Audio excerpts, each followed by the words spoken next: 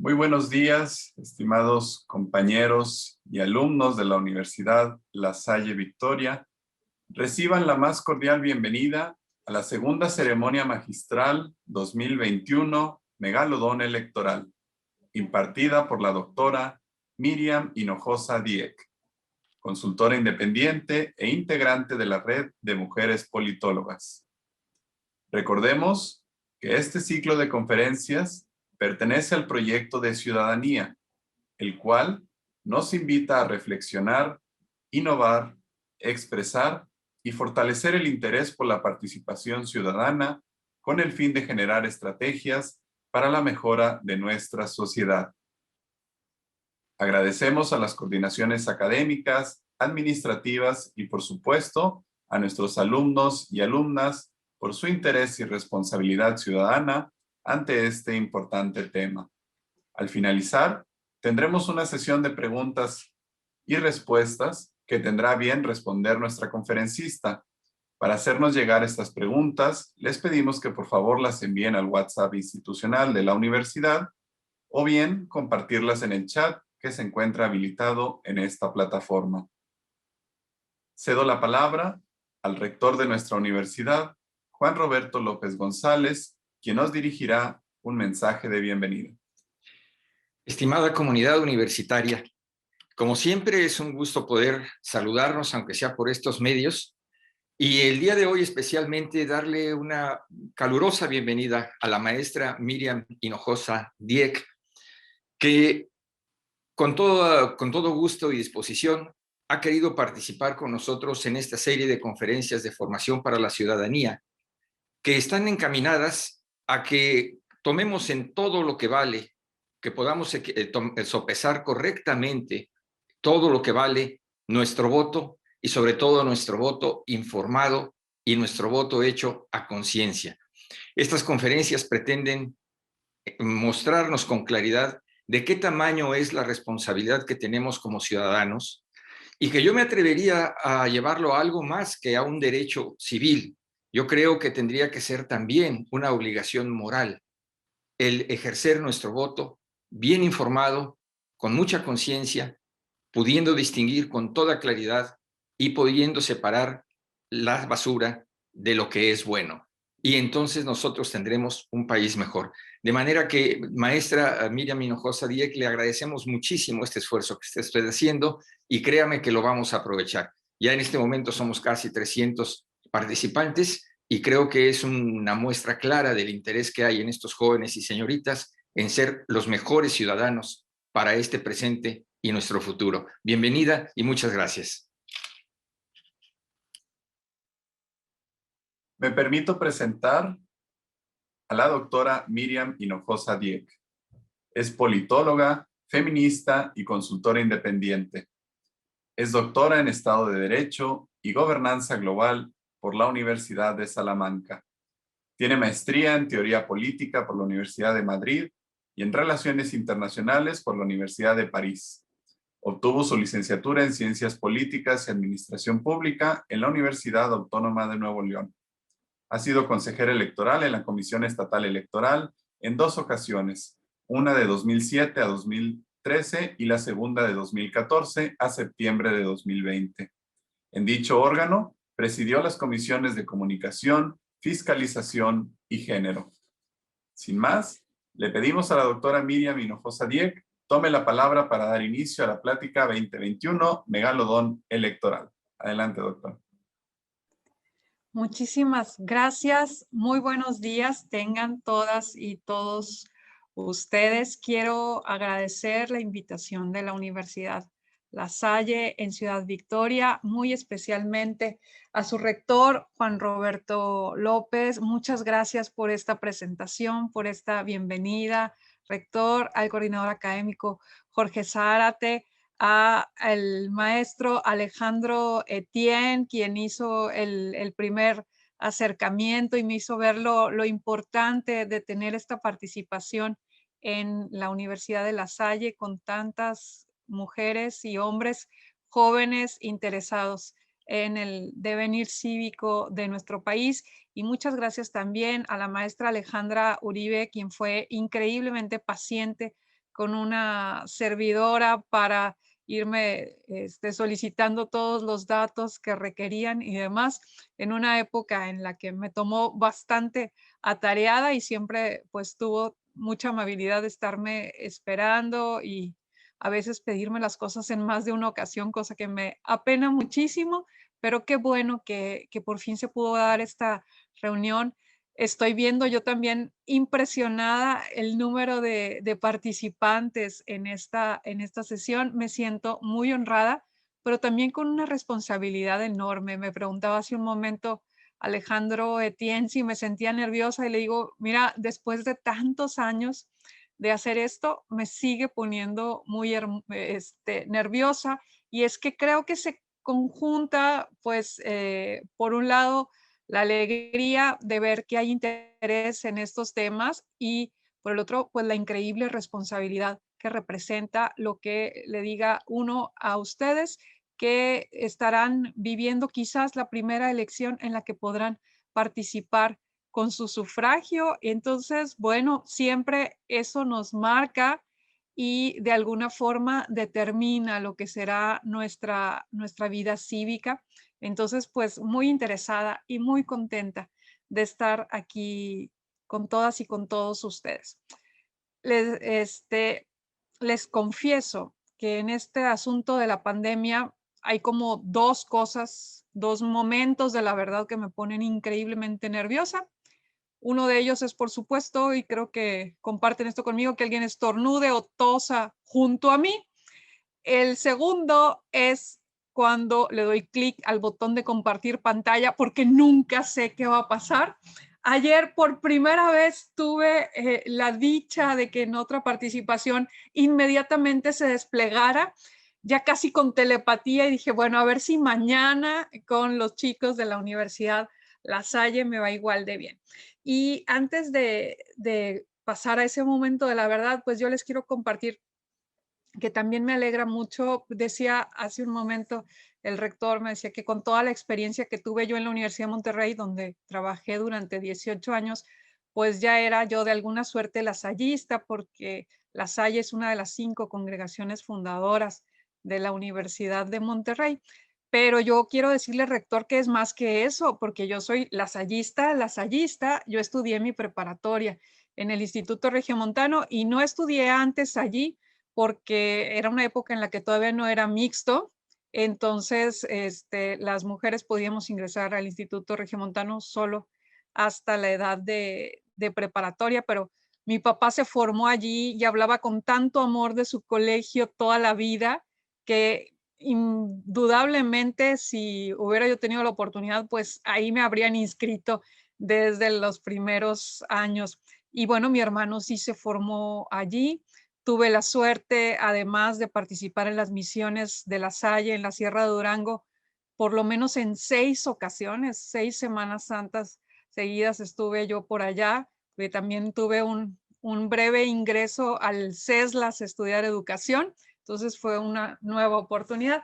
De tal suerte que, como pueden ver, La Salle no es para mí un asunto ajeno, todo lo contrario, entiendo bien el espíritu de la congregación, este carisma educativo que tienen, pero también, y muy importante, y creo que eso lo comparte con la Universidad de Monterrey, la comprensión de que el liderazgo no es tal, sino es un liderazgo basado en el servicio. Ayer justamente estuve platicando con un grupo de mujeres políticas y les decía yo, bueno, identifiquen cuál es su tipo de liderazgo, pero no piensen siempre en el líder como la persona que está al frente hablando y dando órdenes, sino esa persona que da una orden silenciosa que se llama el ejemplo. Y entonces yo creo que el mejor líder, la mejor lideresa, pues son aquellos que se arremangan la camisa y se ponen a trabajar y demuestran que en el trabajo y en el servicio a la otra, en el servicio al otro, es donde se encuentra la felicidad y es donde se encuentra el sentido de la vida. Entonces, pues particularmente contenta de tener esta oportunidad con ustedes y de alguna suerte, pues a través de esta charla, yo también arremangarme y decir, bueno, a ver, chavos, vamos a ver de qué se trata este 2021. Entonces, ahora sí, sin más preámbulo, veamos si funciona el compartir pantalla. Parece que sí va a funcionar. Y creo que aquí ya la tienen. ¿Estoy en lo correcto? Perfecto. Muchas gracias, rector, por avisarme. Y bueno, creo que no con frecuencia les toca que empiecen una conferencia con un dibujo de este tipo, que es como se representa un animal prehistórico, que es el megalodón, que es como un tiburón, pero realmente inmenso. Y entonces, pues yo les quiero decir por qué esta charla se llama el megalodón electoral. Y bueno, les advierto que van a encontrar varios memes sembrados a lo largo de la presentación. No es porque no me tome en serio el tema, todo lo contrario, es precisamente porque me parece muy serio, que creo que tenemos que por todos los medios tratar de comprender qué es lo que está en juego. Y entonces han ustedes visto estos memes donde dicen, mi psicólogo me dice, el megalodón electoral no existe, no te puede hacer daño, y luego el megalodón electoral, y aquí están todos los partidos convertidos en este monstruo que podría dar cuenta de México, que como pueden ver se ve pequeñito ahí nadando indefenso hacia la bestia. Veamos si esto es realmente así. ¿Por qué les digo que se trata de un megalodón electoral? Pues primero que nada, por el tamaño descomunal que tiene. Estamos hablando de que al día de hoy tenemos 92.4 millones de personas en el padrón electoral. ¿Van a votar todos? Pues es muy probable que no voten todos. Sin embargo, tenemos que estar preparados como si así fuera a ser. Tiene que haber, por supuesto, el suficiente número de casillas y de material electoral para que estos 92.4 millones de personas puedan, si así lo deciden, y esperemos que así sea, ejercer su sufragio. Esto significa que hay 164.244 casillas que habrán de instalarse en todo el territorio nacional. Para que se den una idea, de 1991, que el INE empezaba sus funciones, a este momento, pues estamos casi duplicando el número de casillas. Vamos a estar eligiendo a nivel federal 300 diputaciones de mayoría relativa y 200 diputaciones de representación proporcional. Y a nivel local es donde se despliega tremendamente el número de cargos que estarán en juego, porque estarán en juego 15 gubernaturas, 642 diputaciones de mayoría relativa, 421 diputaciones de representación proporcional, 1.923 presidencias municipales, lo cual significa 14.596 regidurías, 2.060 sindicaturas y 160 concejalías. Esto nos da un gran total de 20.317 cargos. Agréguenle además que habrá a nivel federal 42 candidaturas independientes y se proyectan cientos de ellas a nivel local. Ustedes saben que los estados pues van a ritmos distintos y entonces apenas está avanzando esa parte del proceso en los estados. Si contamos estos 20.317 cargos y más o menos ponemos un promedio de 8 personas propuestas para cada uno de esos cargos, piensen que hay 10 partidos políticos a nivel federal y muchos a nivel local, entonces es un número conservador el de 8 candidaturas por cargo, nos da un total de 162.536 aproximadamente personas que estarán compitiendo para algún cargo en esta elección en 2021. Como les decía ahorita, estamos hablando de 10 partidos políticos a nivel nacional, 70 partidos políticos con registros a nivel local, es decir, que solo existen en algún estado de la República, 2 coaliciones parciales a nivel federal, una que se llamaba Por México, que la componen el PAN, el PRI y el PRD, y que van juntos en 176 distritos, y otra coalición que se llama Juntos Haremos Historia, que coaliga a Morena, PT y Partido Verde Ecologista de México, que irán juntos a competir en 151 distritos electorales. Ustedes saben, me voy a regresar aquí, ¿cuántos distritos electorales hay? Hay 300, decíamos ahorita, 300 diputaciones de mayoría relativa que se van a someter a la elección. Y bueno, aquí tenemos este meme muy conocido de la chica ya un poco harta que dice, güey, ya. Y pues ahí tenemos ese número de partidos. Ahora, hay una serie de avances técnicos muy complejos que operar para este proceso electoral. Hay de entrada nuevas reglas para la fiscalización. Ustedes saben que el modelo en México permite que haya recursos públicos y que haya recursos privados que estén financiando el proceso electoral. Hay una regla de oro que es que el financiamiento privado no debe nunca rebasar el financiamiento público. Se puede quedar a un peso de distancia, pero no lo puede rebasar porque eso ya es un delito. Entonces, es la primera cosa que hay que fiscalizar, o sea, cuántos recursos privados están entrando, que no rebasen los recursos públicos, pero también que se apliquen de forma lícita y de la manera en que la normativa prevé que se aplique. Entonces, para todo esto se despliega desde el Instituto Nacional Electoral, porque es una facultad exclusiva del Instituto Nacional Electoral, y solo si decidiera, que no lo ha decidido, delegarla en los estados, la llevarían a cabo los estados. Si no, es una función nacional de nuestro sistema electoral, y entonces tiene que vigilar el correcto uso del financiamiento, y no solo del financiamiento, sino de todas las prerrogativas, por ejemplo, del uso de los tiempos de radio y televisión. También esto implica que para que sea eficiente la fiscalización, pues haya reportes en tiempo real, es decir, que no pase como ocurría anteriormente, que solo al término de la elección, pues ya le ponían la lupa y de pronto el individuo ya estaba tomando protesta para el cargo para el que fue electo, cuando salían a decir, oye, pues hubo un uso indebido de los recursos. Y aquí se agrega un asunto muy importante, y es que por primera vez a nivel federal, y ahorita hablaremos más profundamente de ello, por primera vez a nivel federal se da un proceso de reelección. Entonces, imagínense lo que va a ser cuidar a las diputadas y a los diputados que van por la reelección, que no usen recursos de su diputación para apuntalar su reelección en la campaña. Entonces, todo eso pues le da una complejidad enorme a esta elección que ya veíamos hace un momento, tiene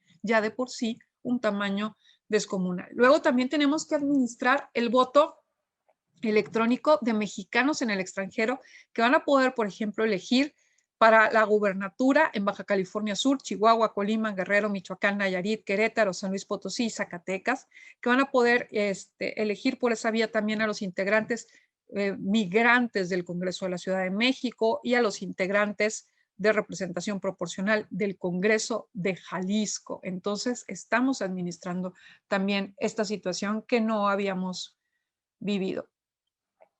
Y por supuesto, pues hablemos del elefante en medio de la sala, que es que tenemos un proceso electoral en medio de una pandemia que nos ha tenido a todas y a todos con un llamamiento a permanecer lo más posible en casa, a no salir tanto, a tratar de tener el menor contacto posible entre personas. Pero ¿qué pasa? Pues que en México las elecciones son fundamentalmente un asunto de carácter presencial. Y entonces, bueno, aquí tenemos este muy conocido meme de los Simpson, donde Bart le pregunta a Homero, ¿por qué tan elegante, Homero? Y este Homero responde, es 6 de junio y saldré a votar, muchacho. Esto es muy importante, hay que entenderlo, que el voto de los mexicanos que residimos en México será un voto de carácter presencial. Entonces tendremos que desplazarnos a las casillas donde el funcionariado electoral, que no son otra cosa que nuestros propios vecinos, que habrán sido debidamente capacitados, nos van a estar esperando con todas las medidas de seguridad esperando también que nosotros las hayamos tomado en el camino a la casilla, lleguemos con nuestro cubrebocas, lleguemos con nuestro gel, seguramente ahí también tendrán gel antibacterial y una serie de medidas más que el Instituto Nacional Electoral determinará para que podamos votar con la mayor seguridad posible. Pero no podemos olvidar que a final de cuentas la elección se está dando en medio de una pandemia y que esto impacta no solo en la jornada electoral propiamente dicha, sino en todo el proceso de campañas y precampañas.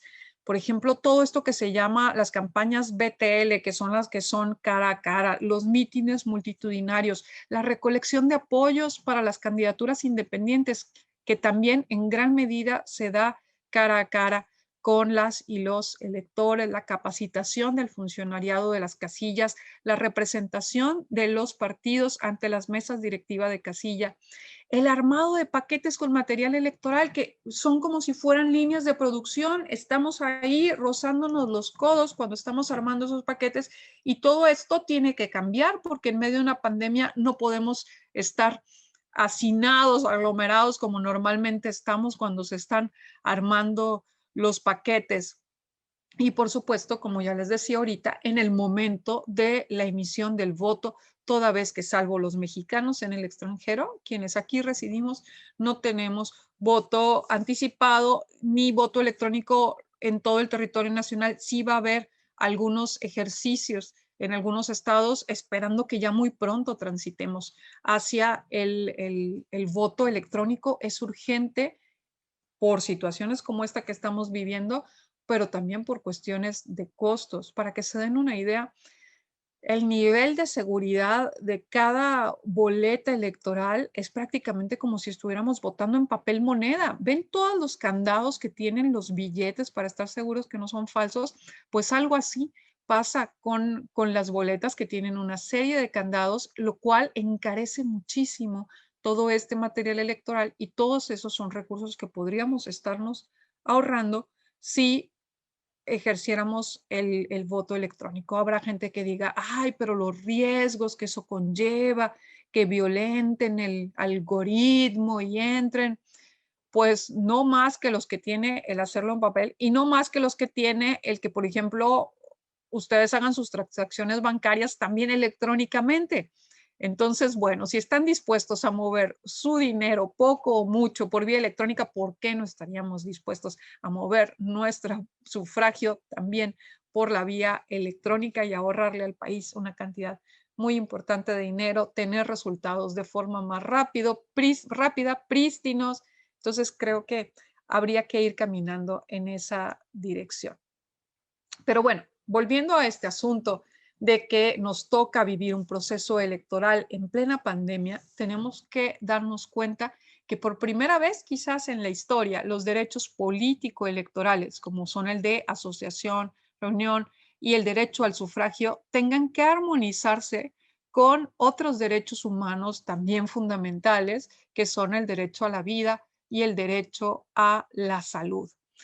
Entonces, esto pues trae aparejadas algunas cuestiones. Primero, la relevancia que cobran las campañas cuando se dan ahora en redes sociales. Entonces, si era un experimento que veníamos haciendo ya de tiempo atrás, ahora tomó un peso extraordinario el que las candidaturas sean lo suficientemente hábiles para promoverse desde medios electrónicos. Esto implica retos extraordinarios para el trabajo que de todas formas se tiene que hacer en el ámbito territorial para solicitar el voto, porque no podemos perder de vista que no todas las personas están conectadas electrónicamente y que sin embargo hay candidaturas que pues tienen que llegar a todos los segmentos socioeconómicos y de edad, porque la brecha electrónica importante, bueno, tiene que ver con el nivel socioeconómico, pero tiene también mucho que ver con una cuestión de edad. Entre más años tiene la persona, pues menos probable es que su información la obtenga por nuevos medios electrónicos. Está, por supuesto, también, y quiero que lo tomen muy en cuenta, el riesgo del abstencionismo. Si de por sí las personas muchas veces buscaban los pretextos más insospechados para no acudir a votar. Imagínense cuando el argumento que puede, por supuesto, tener un peso importante es el cuidar de su salud y decir, bueno, no voy a ir a votar porque no voy a poner en riesgo mi vida con la posibilidad de contagiarme del COVID. Yo quisiera invitar a las personas que estén pensando en algo así, que se planteen si verdaderamente tienen la misma actitud ante todos sus desplazamientos, porque creo que nos vamos a ver muy mal como ciudadanas o como ciudadanos si utilizamos ese pretexto para no ir a votar y minutos después estamos, por ejemplo, en el supermercado. Entonces, el riesgo de ir a votar es mucho menor que el riesgo de ir al supermercado, por ejemplo. Entonces, tendremos que realmente ser muy conscientes de que sí hay un riesgo, por supuesto, involucrado, pero que es un riesgo medido, que podemos aminorar a través de las herramientas que están a nuestra disposición y que el país, sinceramente se los digo, nos necesita. Vamos ahorita a hablar un poco más de eso. También pues se va a requerir una protección muy especial de alto nivel para todas las y los funcionarios de casilla, y desde aquí un saludo y mi admiración para todas esas mexicanas y todos esos mexicanos que están aceptando involucrarse como funcionarios en este proceso con todo lo que ello conlleva. Y ha sido, por supuesto, siempre es difícil reclutar suficientes integrantes de mesa directiva de casilla, pero imagínense en estas condiciones, más todas las medidas que vamos a tener que desplegar en lo que podríamos llamar a pie de urna, ahí mismo en la casilla, para que todas y todos podamos votar seguros. Aquí tenemos otro meme que creo que conocen muy bien, de la chica que le reclama al gatito y le dice, me dijiste que sería una elección limpia, y el gatito le responde, pero de COVID. Esperemos que sea limpia de COVID y limpia también de cualquier otro tipo de cuestión que pueda vulnerar el sufragio de las y los ciudadanos. Bueno, otro asunto muy delicado tiene que ver con la austeridad. El discurso presidencial ha ido en el sentido, bueno, uno, de hacer un llamado a todo el país a que seamos muy conscientes de evitar los dispendios, que la administración pública sea una administración austera, lo cual está bastante bien, pero le ha sumado a eso una idea de que hay un dispendio de parte de los organismos electorales. Y entonces, ¿qué es lo que pasa? Pues para buscar minar la credibilidad de los institutos electorales, lo que se hace es sumar al gasto que ejercen el gasto de las prerrogativas de los partidos políticos. ¿Esto qué quiere decir? El dinero que como entidades de interés público tienen derecho los partidos políticos para ejercerlo pues en su vida de todos los días, pero también sobre todo en el proceso electoral. Y esta cantidad no la determina el Instituto Nacional Electoral, no la determinan los organismos locales, está determinada por la ley. Entonces, los organismos electorales lo único que hacen es, si me permiten la expresión, cambiar ese dinero de manos. Lo reciben de las arcas públicas y lo entregan porque es su obligación hacerlo, porque así lo determinaron las y los diputados, a los partidos políticos. Y entonces, si ustedes suman eso al gasto de los organismos electorales, pues sí, pareciera que es un dispendio enorme, pero hay que restárselo. Y muchas veces eso es el 40-50% del presupuesto de los organismos electorales, en algunos estados incluso más. Entonces, por otro lado, tenemos que los institutos electorales en los estados están sometidos a lo que los gobernadores quieran entregarles, aún y que esté comprometido dentro del gasto, no se los entregan. Y tenemos situaciones actualmente, como el caso de Nayarit, donde el gobernador ya les dijo que él había utilizado el dinero para hacer toda la prevención que tiene que ver con el COVID y que entonces pues no había dinero que darles. Entonces, ¿con qué va a llevar a cabo sus elecciones Nayarit, por ejemplo?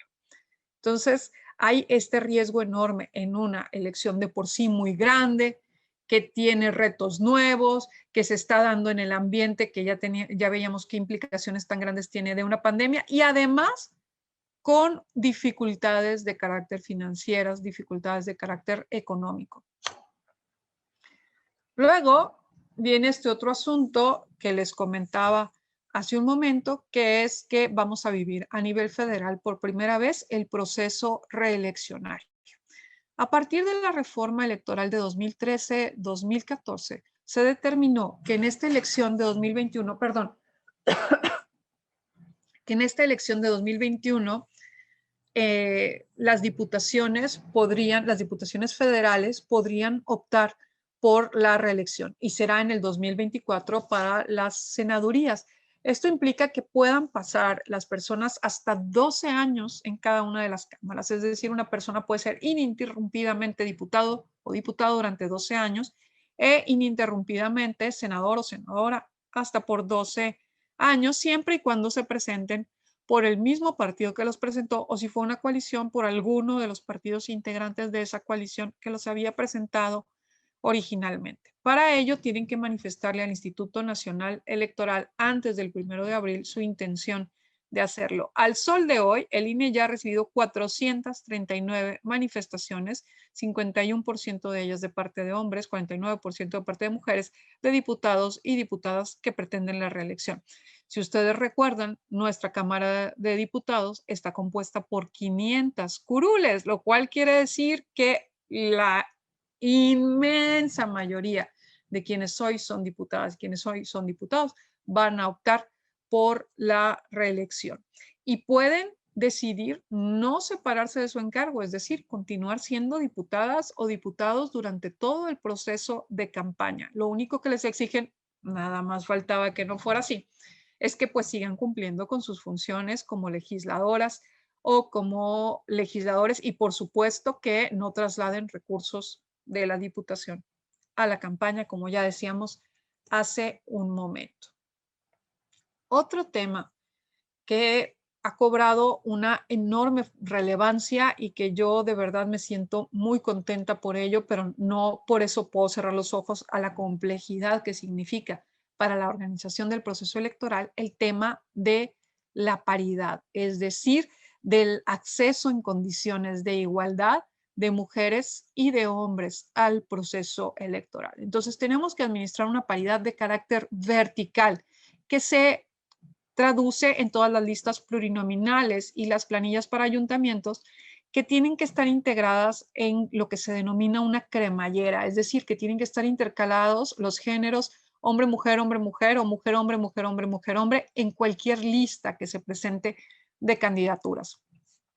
Pero también una paridad horizontal que ya conocíamos a nivel de presidencias municipales, es decir, que cada estado de la República se divide en municipios y que la mitad de las candidaturas para presidir sus municipios que presente cada partido tendrán que ser para mujeres y la otra mitad para hombres. Pero una novedad de este proceso electoral, porque así lo determinó el Tribunal Electoral del Poder Judicial de la Federación, después de la más confusa de las sesiones que le he visto yo al Tribunal Electoral, pues que también habrá paridad horizontal para gubernaturas. Decíamos hace un momento, hay 15 gubernaturas que están en juego. Vamos a suponer un partido político que presente candidatos y candidatas para las 15 gubernaturas, tiene que presentar 7 de ellas para mujeres y 8 para hombres. Si presentara en 14, pues tienen que ser 7 y 7. Si se presenta en 12, tienen que ser 6 y 6 y así sucesivamente. Entonces, esto es completamente nuevo, no se había administrado un proceso electoral así. Entonces, imagínense la lupa que se tiene que tener a la hora del registro para asegurarnos que ningún partido quiera sacarle la vuelta a esta disposición, cosa que hacen con mucha frecuencia. Los partidos políticos están buscando siempre hasta el más mínimo reducto margen de maniobra para postular más hombres que mujeres. Se los digo claramente, si no estuviera la ley ahí para obligarlos, no las postularían. Pero también hay lo que se llama una paridad transversal basada en bloques de competitividad.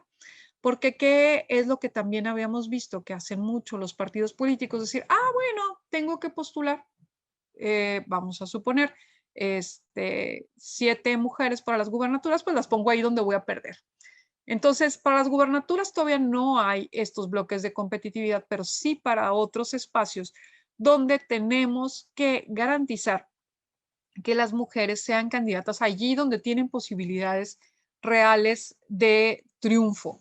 Y entonces lo que ha hecho el Instituto Nacional Electoral es dividir los espacios en los que van a competir los partidos por partido político, en aquellos que tienen mayor posibilidad, aquellos que tienen posibilidad intermedia y aquellos que tienen baja posibilidad, y exigir un determinado número de candidaturas de mujeres en cada uno de esos espacios. Pero también bloques poblacionales, porque la otra cosa que veíamos es que las ponían a competir en aquellos lugares, digamos, alejados de las áreas metropolitanas donde hay poca población. Y dirán ustedes, bueno, pero pues esas poblaciones también son importantes y también hay que gobernarlas. Por supuesto, pero tiene impactos en cómo son percibidas las mujeres. Les voy a decir por qué. Primero, porque precisamente porque son municipios, por ejemplo, escasamente poblados, pues también tienen escasos recursos. Entonces, el presupuesto del que disponen para llevar a cabo su plan de gobierno es poco. También, como están muy alejados y hay pocas personas, la lógica de los medios de comunicación lleva a que tienen poca cobertura de parte de los medios. Entonces, las mujeres eran postuladas, digamos, en aquellos lugares donde no eran visibles y donde no tenían presupuesto para actuar. Además de eso, hay otras medidas, porque resulta ser que entonces ahora tenían candidaturas que podían ganar en lugares importantes, pero no les daban recursos para sus campañas. Y entonces decían, ven, para eso quieren ser candidatas, van y pierden, por eso no las postulamos. No, pues van y pierden porque no les inyectas los recursos que sí les inyectas a las candidaturas de los hombres. Entonces, hoy por disposición del Instituto Nacional Electoral, al menos el 40% del financiamiento que reciben los partidos políticos para campañas tiene que ser dirigido a campañas para mujeres. Y vean, aún así estamos por debajo del deber ser, porque si el 50% de las candidaturas tienen que ser para mujeres, ¿por qué el 40% del financiamiento? Pues por eso dice al menos, porque queremos garantizar que por lo menos tengan eso, porque ni siquiera eso les daban. Era bastante desproporcionado. Entonces aquí tenemos otro meme muy conocido de los Spider-Man cuando se encuentran, y pues ahí está la paridad horizontal, transversal, vertical, con toda la complejidad que implica para el proceso electoral. Y bueno, todos estos avances que hemos tenido las mujeres en nuestro acceso a los cargos de elección popular han traído aparejada una contraola de violencia política en razón de género. ¿Qué quiere decir esto? De entrada, la política se ha vuelto, no tendría por qué serlo, pero se ha vuelto un ambiente violento. Pero aquí estamos hablando de una violencia que se ejerce sobre las mujeres a raíz de la convicción que hay por estereotipos de género de que los asuntos públicos, la política, no es un ambiente que sea para nosotras, que no pertenecemos a él y que no tendríamos que estar allí. Y entonces se hacen una serie de manifestaciones, no voy a repetirlas aquí porque no voy a regalarles a las personas que las han hecho el gusto de seguirlas difundiendo, pero que tienen que ver con esta lógica de como eres mujer, no tendrías que estar aquí, tendrías que estar más bien en tu casa. Y lo dicen de forma bastante burda, bastante grosera y cargada de un contenido sexual, si me permiten decirlo de esa manera, verdaderamente deplorable.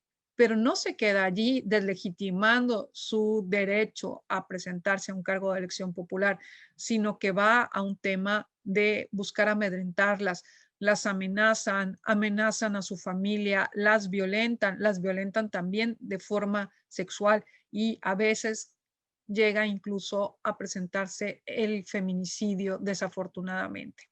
Entonces, mientras antes la violencia que se ejercía sobre las mujeres era una violencia estructural, es decir, el sistema no nos permitía participar. Hoy que el sistema está hecho para incentivar nuestra participación, la violencia se ha vuelto puntual, descarnada e individualizada. Entonces, en abril de 2020 hubo una reforma a 8 leyes buscando tipificar, cosa que se hizo penalmente, la violencia política en razón de género. Hoy por hoy es un delito que te puede llevar a la cárcel. Y entonces buscamos que todas esas reformas se conviertan en un inhibidor muy importante de la violencia política en razón de género.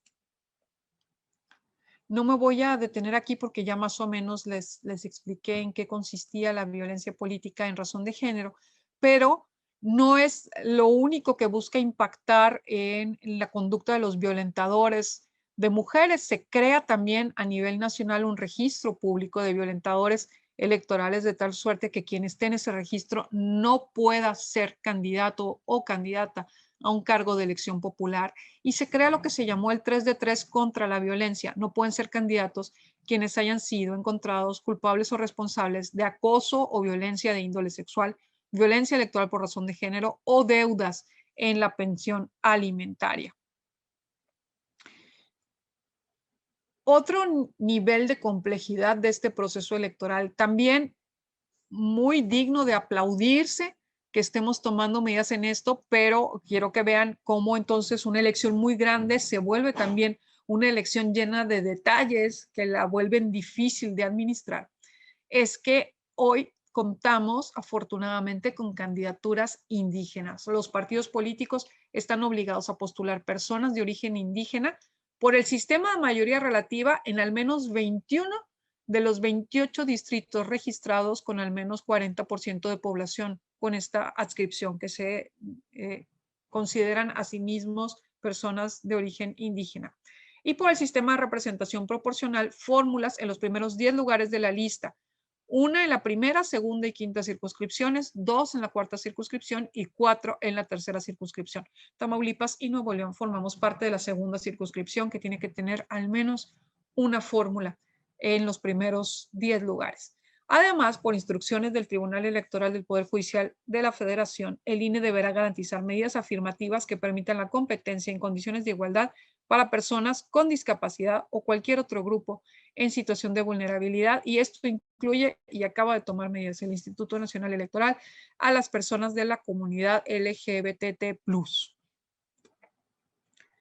Y sumado a esto, pues tenemos que es un proceso electoral con nuevos actores. Por ejemplo, el presidente y sus mañaneras, que actualmente hay un debate, como ustedes bien saben, si las mañaneras tendrían que silenciarse durante el proceso de campañas. El presidente debe poder o no salir cada mañana a hablar de los asuntos que conciernen a la presidencia y cómo esto impacta en el proceso electoral, porque no escapa a nadie, el presidente surge de un partido político, tiene interés en que las candidatas y los candidatos de ese partido político logren su cometido durante las campañas, y sus alocuciones podrían influir en ello. Y yo aquí les preguntaría, ¿cuál es el deber ser? ¿No es la carta de presentación lógica de un político lo que está haciendo en su administración? ¿No está en el interés de todos la transparencia?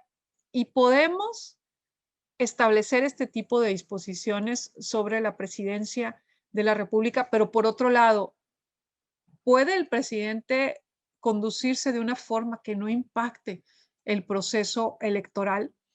Entonces, bueno, todo esto está en juego y lo más importante es qué dice la ley al respecto, porque el Instituto Nacional Electoral está obligado a conducirse respecto a lo que dice la ley, y la ley sí habla de silenciar todo este tipo de promoción de carácter gubernamental. Entonces, bueno, ahí hay un debate muy importante. Estamos también al alba de 3 nuevos partidos políticos nacionales que estarán compitiendo por primera vez, y el Instituto Nacional Electoral está hoy integrado por 4 personas que acaban de llegar con las credenciales para ello, pero al final de cuentas es la primera vez que están sentados y sentadas en la herradura. Entonces, bueno, también eso tiene su curva de aprendizaje muy importante y les toca vivirla en el proceso electoral más grande en la historia del país. Entonces, si me preguntan, pues aquí están los dientes que le puede clavar este megalodón electoral al país. Austeridad, complejidad técnica, un tamaño descomunal, se da en medio de una pandemia, hay nuevas reglas, la fiscalización se complica, hay reelección, hay nuevas jugadoras y jugadores, hay violencia política en razón de género, Y dejé aquí uno de estos descomunales colmillos con un signo de interrogación, porque con esta interrogante quiero cerrar mi presentación preguntándoles a cada una y a cada uno de ustedes. ¿Y tú?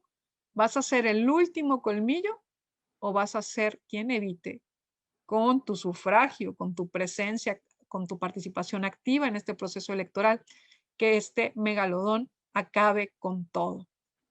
Y bueno, con esta pregunta termino mi exposición y por supuesto estoy a sus órdenes para preguntas, comentarios y demás.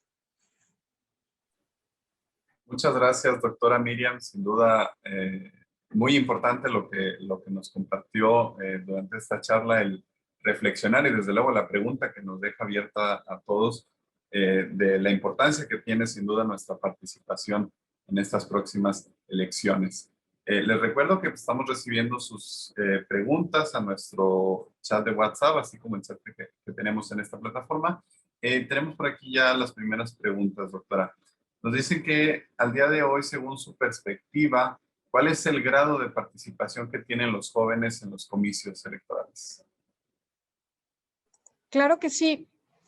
En México vivimos un fenómeno interesante y es que las y los jóvenes de un rango de edad de entre 18, 20, 21 años, es decir, aquellos que están viviendo por primera vez una elección, acuden en gran número a votar. Pero tan pronto ocurre esa primera elección, desaparecen de la escena y vuelven hasta bien entrados sus 30 de nuevo a ejercer su sufragio. Y ese valle de la curva nos pasa una factura muy importante. Yo quisiera aquí llamar su atención. Vamos a darle una perspectiva economicista al asunto. Y les quiero preguntar, ¿quién tiene más que perder con la decisión que se tome si es equivocada en un proceso electoral? ¿Ustedes o sus papás o sus abuelitos? ¿Saben qué? Ustedes. A ustedes son a los que les queda más tiempo. Estadísticamente estarán aquí más tiempo que nosotros. Y es su futuro el que se está empeñando a través de las decisiones que se tomen. Ustedes tendrán que cargar con las consecuencias de los actos de las personas que hoy son electas. Miren lo que pasó en Inglaterra con el Brexit. Los jóvenes se ausentaron del proceso de debate, se ausentaron de la toma de decisión. Las personas mayores, por sus traumas, por lo que vivieron, por el impacto de la posguerra, por lo que quieran, decidieron salir del sueño europeo que les garantizaba a los jóvenes británicos una integración en un espacio mucho más amplio, mucho más lleno de oportunidades, y ahí están viviendo las consecuencias. Entonces, mi invitación es, si ya no por otra cosa, por simple lógica económica, involúcrense, porque si no, lo que están haciendo es prestarle la pluma al que va a firmar un crédito que los va a dejar endeudados a ustedes. Gracias, doctora, por su respuesta. Nos preguntan por acá también, ¿de qué tan confiable considera que fue el sistema de votación en Estados Unidos, como lo fue el voto anticipado, voto latino? ¿Cree posible algo así aquí en México? Yo creo que es posible hacerlo en México y hacerlo incluso mejor, porque tenemos mucha más presión de la que hay en Estados Unidos de evitar un fraude. Tenemos una historia mucho más profunda de encontrar medidas para fiscalizar, para observar, para vigilar la elección. Y yo creo que estamos verdaderamente obligados a cuanto antes transitar en esa dirección, como les comentaba ahorita en mi presentación. Perfecto. Nos preguntan por acá, ¿por qué considera que a las mujeres no se les tome en cuenta para poder tener participación en el ámbito político o ser líderes en los partidos políticos? Como les comentaba hace un momento, venimos de una historia cargada de mandatos de género, cargada de la idea de que las mujeres deben pertenecer al ámbito privado, dedicarse a su casa, cuidar a sus hijos y el ámbito público es exclusivamente para los hombres. Yo quiero llamarles aquí la atención para que vean cómo hasta el lenguaje tiene esta carga muy importante. No voy a darles la definición porque ustedes la conocen, solo los invito y las invito a que reflexionen de la diferencia que existe en lo que se considera un hombre público y lo que se considera una mujer pública. Si dicen que un hombre es un zorro de la política, es un halago. Si dicen que una mujer es una zorra de la política, la están denostando. Vean la carga que tiene enormemente por una simple idea. Las mujeres no deberían estar allí desde esta lógica. Y sin embargo, por supuesto que el ambiente público nos pertenece porque, igual que como les decía ahorita, involúcrense porque están tomando decisiones que les afectan. Todas las políticas públicas nos afectan a las mujeres. Es más, nos afectan en demasía. Fíjense el asunto. No solo hay más hombres que mujeres gobernando, sino que esos hombres que están gobernando están en contra de las mujeres. Las consideran un objeto, consideran que pueden violentarlas, consideran que son de su posesión. Ya vimos el caso de este nefasto de Salgado Macedonio que insiste en ser candidato a la gubernatura de Guerrero. Esos son los tipos que están tomando decisiones por nosotras. Hay esta foto escalofriante, me lo parece, pero no puedo entenderla de otra forma, de un presidium como de 10 personas, todas hombres, y ¿saben? Era el presidium de qué ceremonia, de la ceremonia oficial para hablar en el Día de la Lactancia Materna, en el Día Internacional de la Lactancia Materna. ¿Qué calificación tienen esos individuos para hablar sobre la lactancia materna? Y son ellos los que están decidiendo sobre eso y sobre muchas otras cosas que nos impactan directamente a las mujeres. ¿Tendríamos que solo las mujeres decidir sobre eso? No, sería tan absurdo como decir, bueno, que solo los diputados y diputadas de extracción socioeconómica humilde combatan a la pobreza o que solo aquellos que sean deportistas le entren a la política de deporte. Creo que es un asunto de todas y de todos garantizar esto, pero sí que nuestra democracia tiene una calidad inferior cuando el 50% de la población, por razones que no tienen ninguna racionalidad y por lo tanto no son razones sino simples argumentos, está excluida del proceso de toma de decisiones. ¿Qué tal si en lugar de que la exclusión fuera hacia las mujeres, la hiciéramos de la mitad de la República hacia abajo o hacia arriba? Y dijéramos, pues, todos los estados del sur de la República, a partir de la Ciudad de México para abajo, pues que ya no participen. ¿Por qué? Pues porque no, como que no es lo suyo, no lo sentimos confortables en eso. O sea, cualquier serie de vaguedades, dijéramos, esta mitad no participa. Pues ¿sería una democracia? No. ¿Por qué entonces es normal decir que esta mitad, que es la de las mujeres, no participe? Y entonces si se nos siga llenando la boca de que México y la transición a la democracia, es terrible lo que está pasando. Además de una población que es particularmente vulnerada, porque déjenme decirles que en México la persona más pobre es indígena, es mujer y es niña. Entonces tenemos una deuda histórica tremenda con las mujeres que pasa por no solo permitir, impulsar su involucramiento en la política. Gracias, doctora. Otra pregunta que tenemos por aquí es si cree necesario que en México existan tantos partidos políticos y en medio de todo este caos se requiera una disminución o que, como en Estados Unidos, existan solamente 2 partidos. Creo que México es un país muy complejo, muy diverso y por lo tanto es como connatural a esta realidad la pluralidad política. Ya sea que exista 1, 2, 3, 4, 5 o 10 partidos, aún en su interior vamos a ver también subgrupos debido a esta complejidad del país. No importa el número de partidos, lo que importa es que cumplan con sus funciones. Y eso es lo que estamos pasando de largo. De entrada, su función de articular las demandas populares. O sea, ¿cuál tendría que ser la primera responsabilidad de un partido político? Escuchar.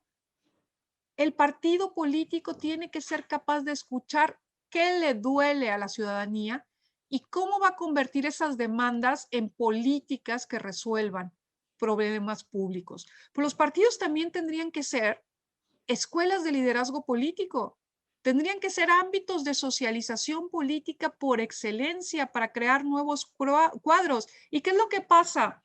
Que en realidad pues se convierten, permítanme la expresión, en el Amazon de la política.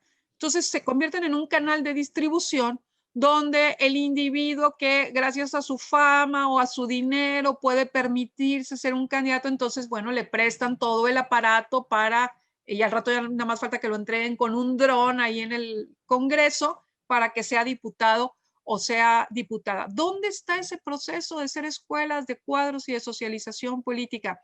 No estoy diciendo que sea la ruina en todos los casos. Conozco un par de jóvenes tamaulipecos, por lo menos un par, que fueron alumnos míos en la Universidad de Monterrey. Una de ellas es una mujer. Y la verdad es que yo decía, Dios mío, es demasiado su involucramiento partidista. Y yo que ya había sido mujer de partido y yo que ya me había llevado la decepción de mi vida, decía, ¿cómo estas personitas tan inteligentes siguen ahí metidas? Pero la verdad es que lo hicieron muy bien y hoy son políticas y políticos muy bien logrados. Entonces, sí hay algunas excepciones, pero en la inmensa mayoría de los casos vemos una degradación del rol de los partidos políticos. Entonces, no importa cuántos, importa cómo se conducen como partidos políticos. Perfecto. Por aquí tenemos un comentario y pregunta. Dice, considero que un gran colmillo es la decepción y el incumplimiento de las promesas electorales. ¿Cómo podemos acercarnos los ciudadanos al Tribunal Electoral y hacer cumplir nuestro derecho de las promesas incumplidas electoralmente hablando? Es una pregunta muy interesante. Primero quiero decir que sí, estoy de acuerdo. Faltó poner ese dientito, porque la verdad la desafección política proviene en gran medida de la decepción que significa el que las personas que elegimos no se estén conduciendo de acuerdo al programa que nos habían presentado. Pero yo creo que a veces se nos olvida que la democracia tiene que desarrollar músculo. Es decir, la democracia no es nada más ir el día de la elección y hacer uso de nuestro sufragio. Implica un seguimiento constante al trabajo de las y los políticos en esta parte que denominamos rendición de cuentas. Y por eso yo quiero creer que hay una esperanza en la reelección y que estos diputados y estas diputadas que se están presentando, más de 400 a reelección, si no hicieron bien su trabajo, se lleven un palmo de narices y no sean reelectos para que los que vengan digan, ah, yo sí quiero que me reelijan y entonces voy a hacer un extraordinario trabajo. Con respecto al tribunal, pues me parece una forma, un ejercicio interesante. Tal vez la persona que me preguntó está vinculada con el tema del derecho. Hay lo que se llama el litigio estratégico. Y entonces es presentar juicios para, de alguna suerte, obligar a los tribunales a pronunciarse en determinado sentido y de alguna suerte ir como confeccionando la ruta que sigue nuestra política. Entonces yo creo que es una vía interesante que explorar, meter un JDC en contra de los políticos o las políticas que no hayan cumplido con su función. El tribunal está obligado a reconducir, si el JDC no es el juicio que corresponde, pues está obligado a reconducir y decir, bueno, entonces, ¿cuál debería ser el juicio? Y manifestarse. A veces el problema que tenemos con los tribunales en México, estoy hablando en general, no estoy hablando solo de Tamaulipas, no estoy hablando solo de Nuevo León, en general el problema que tenemos es que pues le sacan la vuelta y entonces se van ahí escondiendo en tecnicismos legales y por eso hay que insistir. Dice por ahí una amiga que en esto no basta con ser existencialistas, que hay que ser insistencialistas y entonces hay que estar todos los días. Pero claro hay que cuidar este asunto porque eso significa tiempo y tiempo significa dinero. Y entonces podríamos convertir esto en una élite que sí puede incidir porque tiene los medios para eso y dejar que el grueso de la población pues viva ajena a su proceso democrático porque no puede involucrarse, porque a qué horas si lo que está haciendo es ganarse el pan de cada día. Por eso es tan importante el combate a la pobreza. Los pies de barro del gigante electoral se llaman pobreza, porque esa es la que permite la compra de votos y esa es la que permite que la ciudadanía se distancie y no exija que le rindan cuentas, pero está ocupada en ganarse la vida y a veces ni siquiera lo consigue. Esto me parece terrible. A ver, lasallistas, en México hay población con hambre. No podemos permitir un país donde haya una pobreza alimentaria. Yo creo que ya tendríamos que abrir los ojos y decir, por lo menos eso, que ya no esté ahí. Por lo menos ese problema, démosle una solución. No es posible que haya mexicanas y mexicanos que no tengan siquiera lo suficiente para comer. Pero tenemos que ser nosotros, porque como se los acabo de explicar ahorita, al sistema en general le conviene. Y entonces, ¿qué incentivo tiene para acabar con ello? Entonces, yo, por ejemplo, les llamo por ahí su atención. Ese es el objetivo, los primeros objetivos de la Agenda del Desarrollo Sustentable, de la Agenda 2030 de Naciones Unidas. Acabar con la pobreza, acabar con el hambre. Entonces, involúcrense en eso. El gran avance democrático pasa por ahí.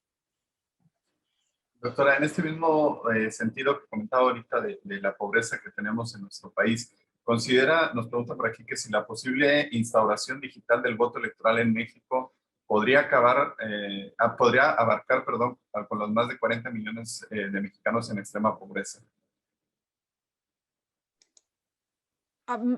Quiero entender la pregunta en el sentido de que si podríamos llegar a todas las y los mexicanos con un sistema electrónico. Sí, no se está pensando en un sistema electrónico de voto en tu teléfono. Se está pensando en un sistema que incluya urnas electrónicas, de las que ya hay prototipos en el país, donde incluso queda impreso el voto, ¿no? Solo que no llega directamente ahí a la urna. Tú haces tu elección electrónicamente y se desprende como si fuera un ticket de una compra y cae ahí para que si se fuera necesario corroborar, se pueda corroborar. No es que puedas votar desde tu teléfono, es que vas a acudir a una casilla donde habrá un aparato, pero que ya no mediará la papeleta y que te la entreguen y todo lo demás, ¿no? Perfecto. Uno de nuestros alumnos nos pregunta, doctora, yo quiero votar, sin embargo, no conozco absolutamente nada de los candidatos ni de sus propuestas. ¿Qué nos recomienda hacer a los jóvenes que somos nuevos en este proceso de sufragio? Yo creo que lo primero que tienen que averiguar es en qué distrito electoral viven, en qué municipio viven, quiénes son las y los candidatos a ese distrito. Si tienen dudas, acudan a el OPLE de Tamaulipas, al Instituto Electoral y de Participación Ciudadana de Tamaulipas. Acaba de estar con ustedes mi colega que es consejera ahí, Noemí Argüello. Yo estoy segura que Noemí va a estar encantada de asesorarles, de ayudarles a encontrar la información que necesitan. La página del instituto la provee. Están ahí también las plataformas electorales de los partidos.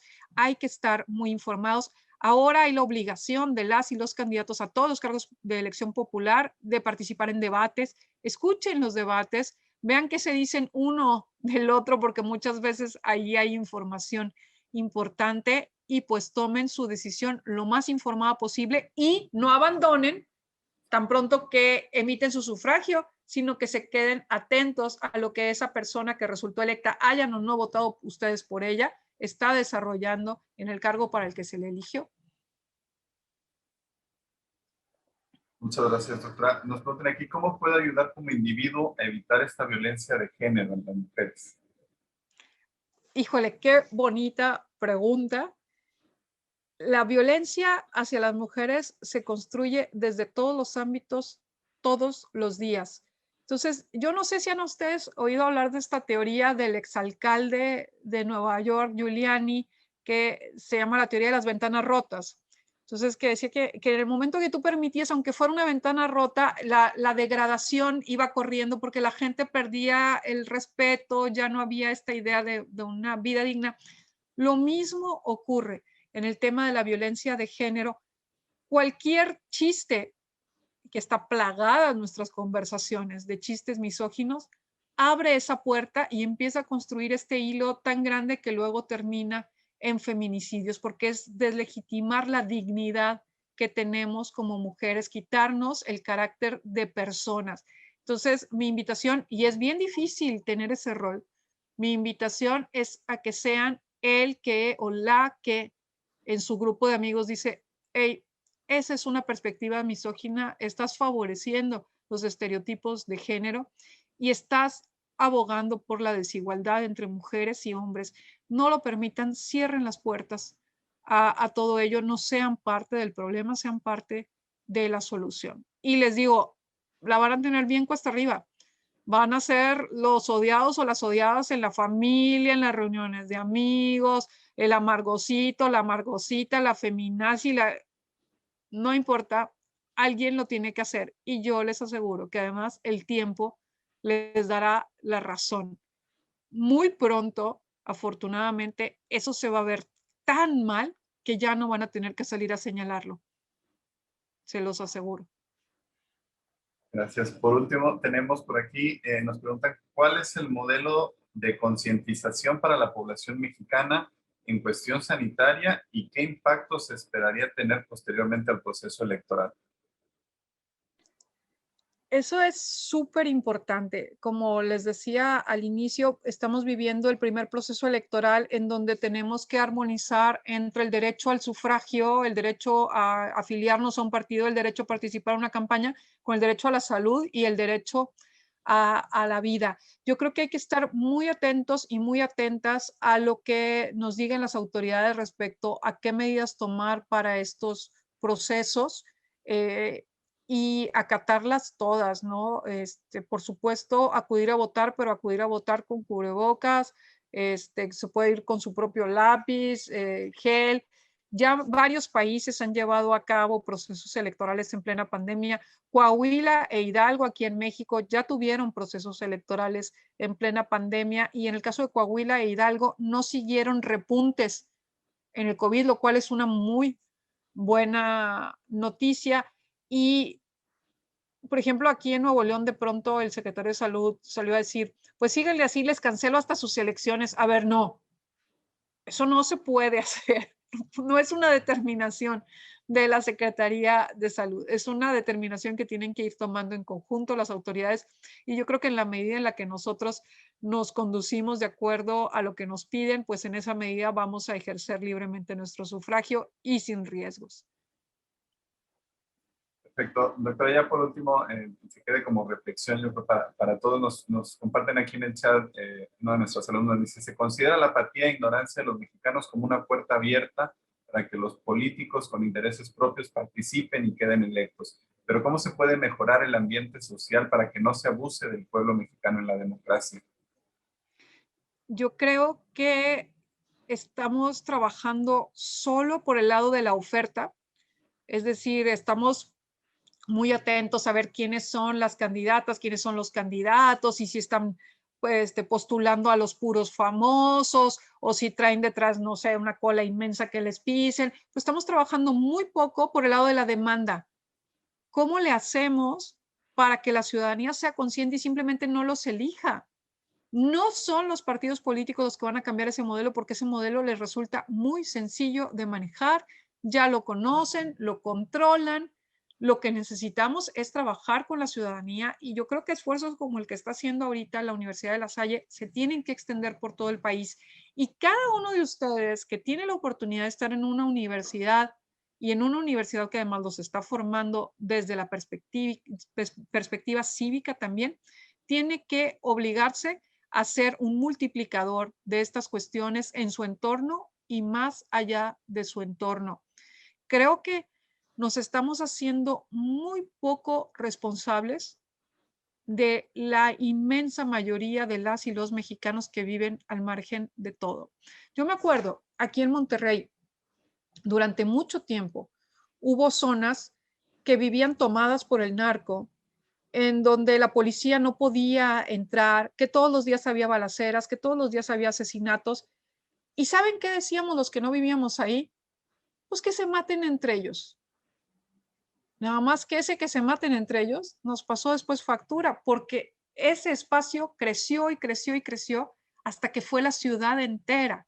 Y entonces ahora sí, cuando yo ya no puedo ir tranquilamente al parque enfrente de mi casa, ahora sí me involucro, ahora sí exijo, pues ¿sabes qué? Esa lleva siendo décadas la vida de las otras personas por las que nunca dijiste nada. Entonces, ¿qué está pasando? Vemos historias, por ejemplo, de maestros y maestras que están yendo en sus vehículos a las zonas más apartadas donde viven sus alumnitos, a darles clase, a darles una pequeña asesoría, aunque sea dentro del coche, tomando las medidas, porque saben lo que está pasando con esos niños que están en riesgo absoluto de deserción de la escuela si no los atienden.